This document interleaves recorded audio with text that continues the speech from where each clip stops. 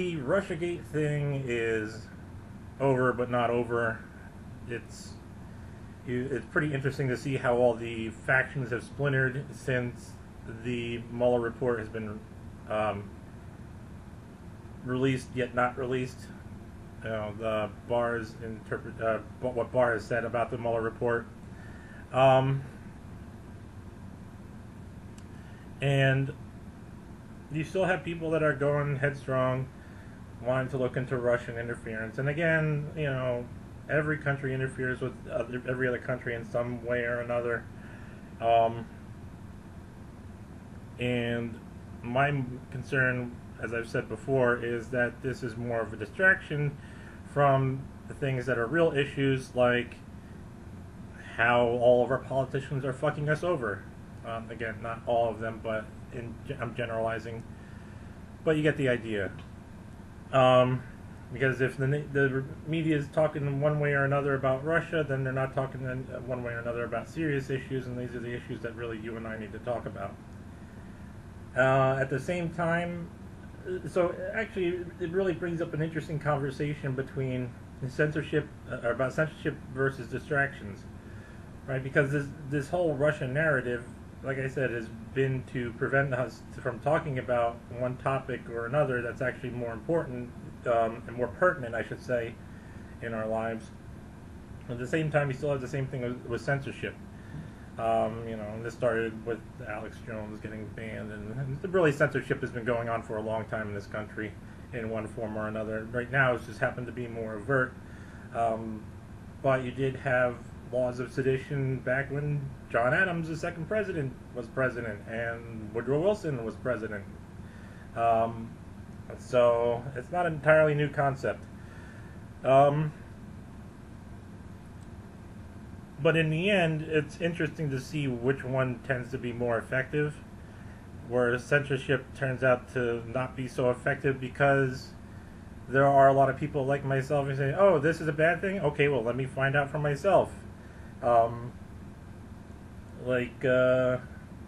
whole thing, you have this a lot in the UK right now, where the whole censorship and attack on speech is really it's all just a cover up to hide all the rampant corruption in all of our governments. That's really what it serves to do.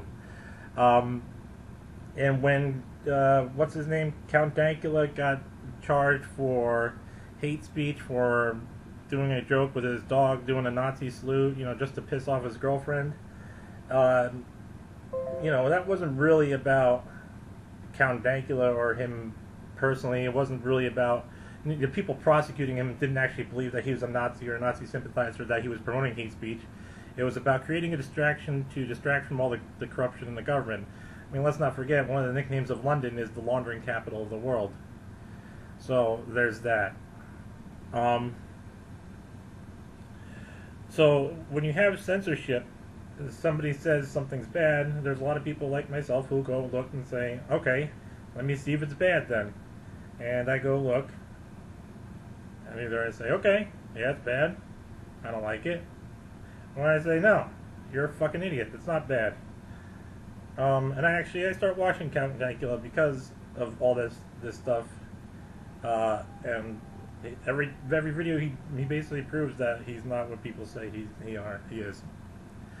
Yeah, words are hard.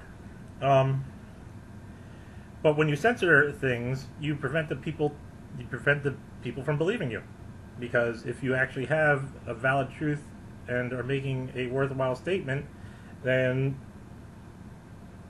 okay, you can present the proof, and people can look at the proof for themselves. But distractions, that's another thing, because let's face it, people don't have a million hours in a day.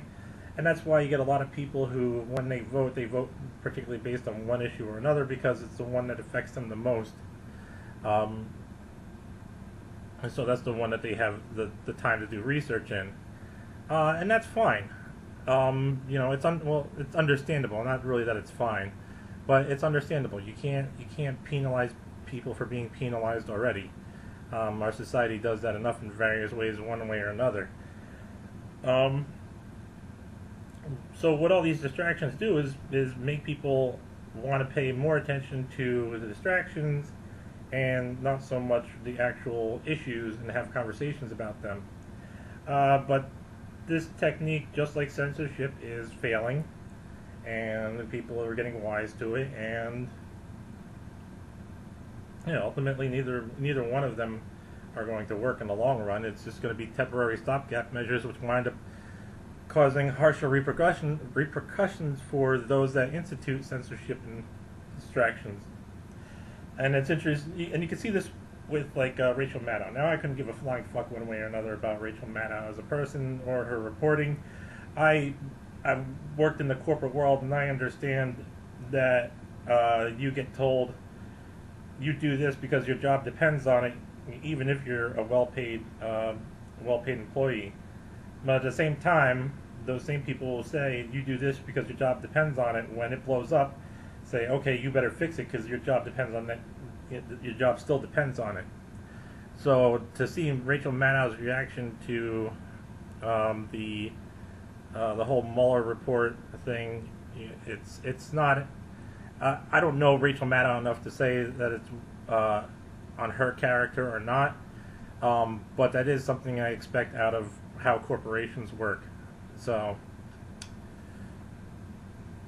yeah, we still got to deal with this whole Russia Gate bullshit. Although it is interesting to see. I was watching a report before. Well, actually, was it Adam Schiff or something said, yeah, let's look into the Obama administration as well, because that's where part of this originated. So it'd be interesting to see if that there winds up coming out some kind of criminal charges against the Obama administration, and how whether or not like Trump pardons Obama, if it gets to that level or something. Because yeah, like I said, these two teams are not they're actually one team playing against us. So yeah, that's what I wanted to talk about on that video.